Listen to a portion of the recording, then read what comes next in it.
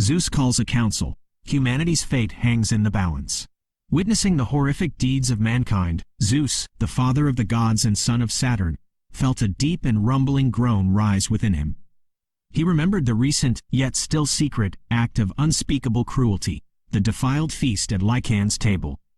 Enraged with a righteous fury befitting Zeus, he summoned a council of the gods. None dared delay his call. High above, reaching across the clear sky, was a path readily visible, the Milky Way, famed for its brilliant whiteness.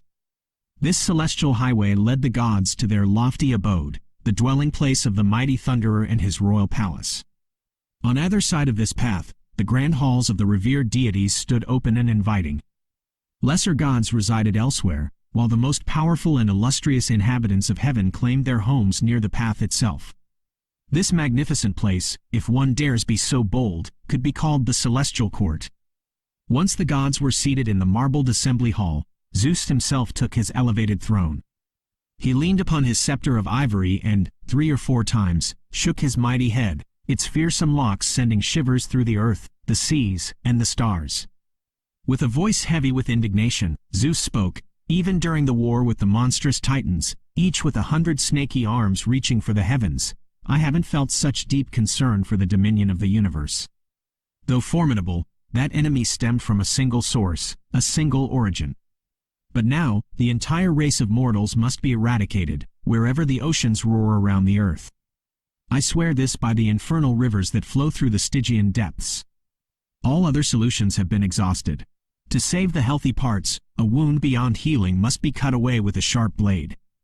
I have lesser deities as subjects, nymphs, fauns, satyrs, sylvan creatures, and the mountain dwellers. While not yet deemed worthy of a celestial home, I have at least allowed them to dwell on the earth I granted them. How safe would they be now, with Lycaon, infamous for his barbarity, plotting against even me, the wielder of thunder and your sovereign?" A resounding roar of approval rose from the assembled gods. They burned with a fierce desire to punish such transgressions. This scene mirrored the recent human world, where a band of impious men had dared to extinguish the Roman name in Caesar's blood. The entire human race was shaken with the terror of imminent destruction, and the earth itself trembled in horror. But now, Augustus, the affection your people hold for you is no less pleasing to Zeus than the enthusiastic approval he received that day. After quieting the murmurs with his voice and a gesture of his hand, complete silence fell upon the gods. As soon as the clamor subsided, silenced by their ruler's authority, Zeus spoke once more. "Fear not, he has met his terrible fate. But to fully understand, I will reveal both the offense and the punishment." Rumors of this age's wickedness had reached my ears. Hoping to find them untrue, I descended from Olympus in human form and walked among them.